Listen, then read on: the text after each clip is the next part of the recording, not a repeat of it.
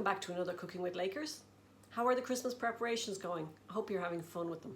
Today's recipe is going to help you further along the way because we're going to make our Christmas cake. Like a lot of cakes, we're going to start today by creaming together our butter and our sugar. This is a light muscovado sugar. If you were making a darker, more traditional rich Christmas cake, you would probably use darker sugar and maybe even some treacle. But we're making a nice light Christmas cake. And take a bit of time to mix this together until it's nice and light and fluffy. So as you can see now, I've creamed together my butter and sugar. And you want to make sure that the butter was at room temperature. It makes it much easier to mix. And we're going to start adding our eggs. So I'm going to add them a little at a time. Again, make sure your eggs are at room temperature, as they will mix and combine with the sugar more easily. And this will all ensure that little air pockets form as the fats from the egg combine with the sugar. And this will give you some raising in the cake. As you will see, there's no chemical raising agents in this one. So you're going to keep mixing in the egg a little at a time until all 4 eggs are incorporated. If you find the mix starts to curdle, just add a little bit of the flour, a spoonful or 2 along the way to help you. Once all my egg is in, I'm going to add the flour and the spices. I'm putting them through a sieve to add a little bit more air to it, and also to make sure there's no lumps, particularly in the spices.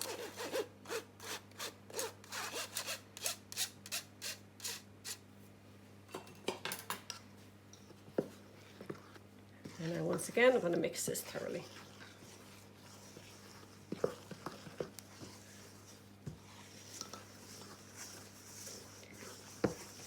And at this stage, we can also add in our orange rind and our lemon rind.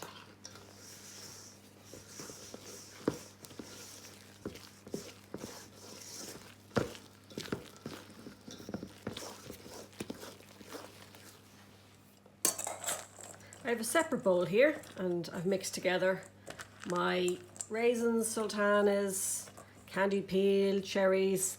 Into that I'm going to add my nuts. Of course, if you have a nut allergy, you can leave those out. And some ground almonds.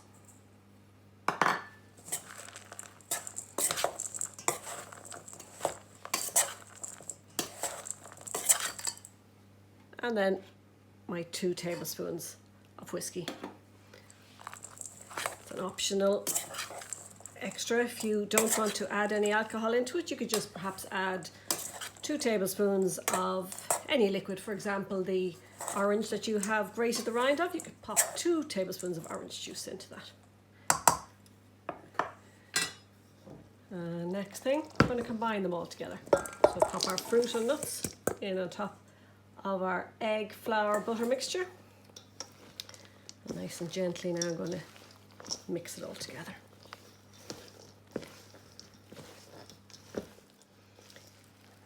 You can see from this mixture that it's a lot drier than our Christmas pudding was. But it's going to be baked. The pudding was steamed. This is going to go into a 19 centimetre or an 8-inch round tin. And I have a double layer of baking parchment around the side and a double layer on the base. So that's our cake mix in the tin and leveled out. It's going to go into a low oven, about 120 Celsius, for maybe 3 hours or thereabouts. Check it about 2.5. It may take 3.5.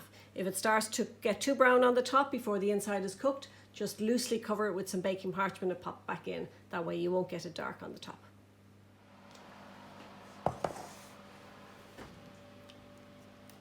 There's my cake now. It's been in for about 2.5 hours. We're going to test it.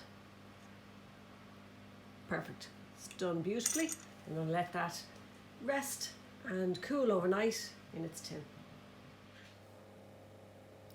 Our finished cake is totally cooled now, and we're going to wrap it and store it in a cool place. If you come back to us in a couple of weeks, we'll show you how to decorate it.